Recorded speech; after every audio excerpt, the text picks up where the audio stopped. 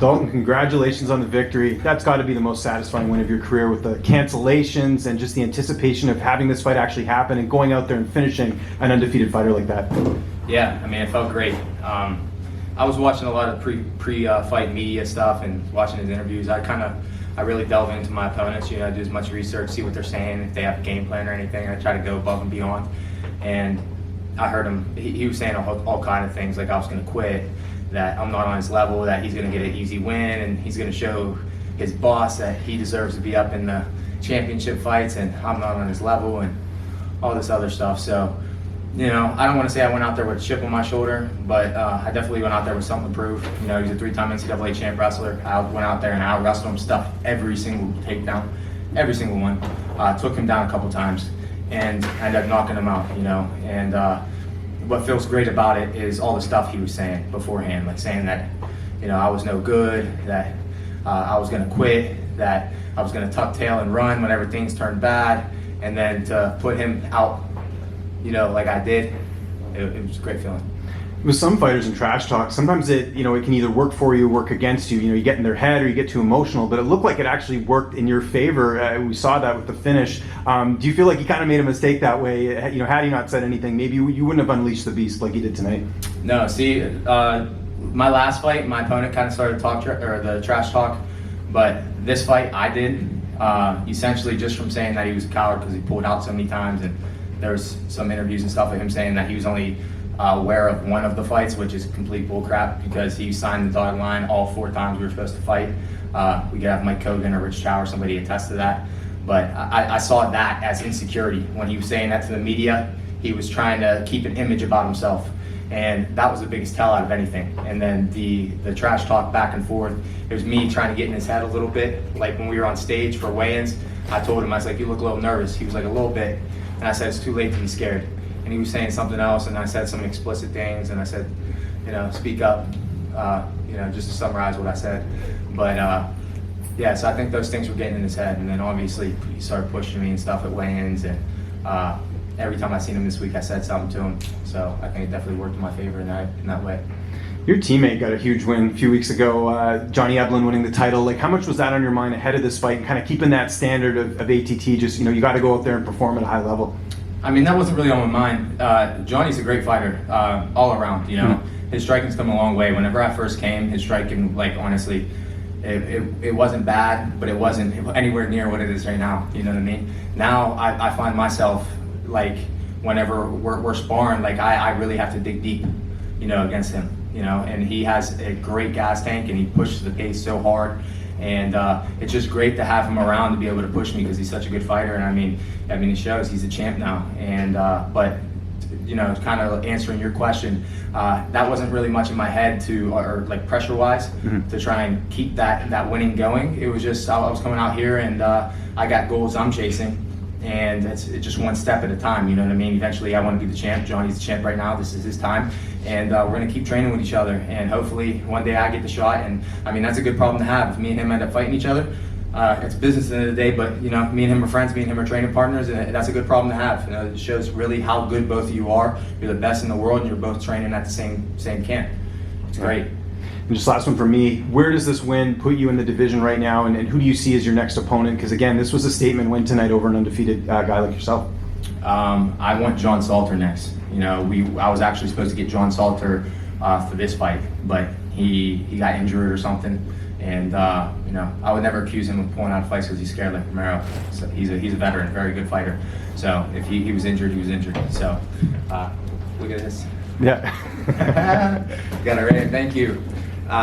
So hopefully John Salter, if he's healthy, I respect him. He's a great fighter. I'd love to test myself against him to see where I am. Get the win there and keep moving up.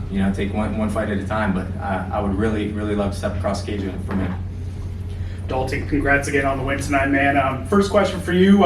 Obviously, from start to finish, the crowd was going crazy in this one. Washington State's first Bellator event. How much do you feed off of the crowd in those moments when you're having your way in the cage, but also when the crowd's going crazy and all that? I'm gonna be honest with you, I didn't really hear much. All I could hear all fight long, especially whenever I was taking him down or I had him pinned up against the cage, I just heard one little kid keep yelling, "Come on, Hercules." come on, Hercules. I kept hearing it over and over again. I was trying to, like, after the fight, I was trying to scan the crowd to see if I could see who was saying it, but I couldn't. But that was the one thing I could hear all fight long. And, you know, I wanted to at least say what's up to the little kid after, but I wasn't able to find him. The last question for me, Big John McCarthy kind of touched on it during the post-fight interview about how your confidence is really showing out now in your fights. What's the biggest difference between the beginning of your Bellator career to now in terms of your mental approach to the game and just how confident you feel in there? Yeah, I feel confident not only because of my own abilities and my own work ethic, but also the people, like I said in the cage, the people I have around me, my training partners, like James touched on, John Yeblin, Austin Vanderford, Josh Silvera. I got guys in UFC, Christoph Jotko, former UFC vet, Marcus Perez. You know, we got a great stable of fighters there, and they push me every single day, and I work hard. I'm in the gym 2 to 3 times. Every single day I take a midweek day off and I take Sunday off. So the other days I'm working, I'm able to get 2 and 3 in every day, and they're quality practices. I take my recovery very seriously. I take my training very seriously. I take my diet, my sleep, everything. You know, I'm trying to do everything I possibly can to become champion one day and write my name in the history books. And, you know, I'm taking it one step at a time, and every single fight I get a little bit more confident. And, you know, I'm already a confident individual as it is, but performances like this where I got off to a slow start, I wasn't very happy with it, but I found my rhythm a little bit later on in the fight. And, you know, that's momentum I can ride into my next one. Congrats. Thank you. Congrats on the win. My question is, you seem to have been able to stuff his takedowns with relative ease. Did you do anything different or special for this particular fight camp? No, but that's training with Johnny and Austin for you, man. We on Mondays we have wrestling. On Mondays we call it Mako Monday. We have an Olympian coach, great coach. You know, he made my wrestling better, but my wrestling was already great beforehand. You know, if I would have kept wrestling in college, you just see me out wrestle a 3-time NCAA champ wrestler. That's the type of rap, and saying it all along, that's the type of wrestler I am. That's the credential I would have had if I stayed wrestling, but I left wrestling. I went to play football. I took my chance on football. It didn't work out. I got back into MMA. But on top of that, you know, I'm training with Johnny and Austin and Magomed Karamov and Magomed Umlatov and Amori Akhmedov and all these really good wrestlers every single day, and we have full-on wrestling practices. And then in the sparring, whenever I'm sparring against somebody like Johnny who shoots, you know, his gas tanks are crazy. Like I said, he'll shoot 100 times in 3 rounds. You know, and it's chain wrestling. It's not just one shot, lock your hands, hold on for dear life, try to blast through for the finish. He gets in on the takedown, you stuff it, you know, you think you're done, you get out, you're lazy for 1 second, he's back in on your legs. You stuff it again, he drives you to the cage. You stuff it again, you get an underhook, he switches to a crossbody. It's you know, it's the chain wrestling that he does that makes me better, and then obviously wrestling with the whole group of guys that I have, you know, every single day. So yeah, I'm just gonna keep getting better from here. Did you notice that he was tiring after all those shots? Oh, I noticed he was getting tired after the first round, but to be honest with you, like I said, there was times where I was overextending on my shots, and there was times where I wasn't committing enough to them. And I found myself in kind of like no man's land, where, you know, I felt like I was just in range for him to hit me, but not close enough in range for me to hit him, or I overcommitted and I was missing the shot, or I was throwing too hard where I didn't set it up enough. And my coaches kept telling me, take your time. You're boxing so much better than this. You're striking so much better than this. Just take your time. Feint, take your time. And that's exactly what I did. And I eventually found my rhythm. And, you know, I think I was a little tired in the first round because of everything I was doing. But once they coached me up in the corner and I took their advice and I started feinting and taking my time and I was patient, you know, I really feel like I was able to turn it on because he was tired still and I wasn't. Thank you. Hey Dalton, congrats on the win there. Jared Wilson here. Yesterday I saw all the social media stuff going on between you and your opponent. How satisfying was it for you to get that win by knockout? Exactly like you said, it's one thing to walk the walk, but it's to talk the talk. It's one other thing. It was great. I wouldn't have been satisfied with a decision win. You know, even though I was going in there, I was winning every single round pretty handily. He only landed a couple shots. He landed one good shot where I was like, okay, I'm being lazy now. You know, I'm not exiting after I'm throwing my shots. I'm just sitting there. But besides that, you know, he really didn't do anything. I was dominating the fight, like I said. But if I wouldn't have finished him, I would have been so upset with myself.